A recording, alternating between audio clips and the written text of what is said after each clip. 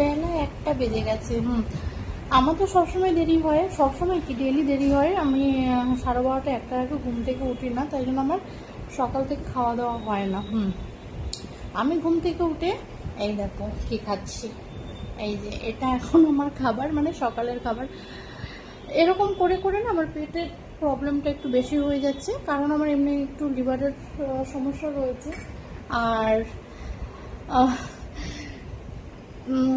ফ্যামিলিতে যদি কেউ না থাকে কেয়ার করার জন্য, ভগবান ঠিক কাউকে না কাউকে পাঠিয়ে দেয়। সেরকমই আমার একটা বন্ধু আমাকে সকালে, মানে সকাল থেকে না খেয়ে থাকি, সেই সকালে খাওয়ার জন্য অনেক কিছু পাঠিয়ে দিয়েছে যেন আমি সকালবেলা খাই। তো সেখান থেকেই আমি এখন এটা খাচ্ছি।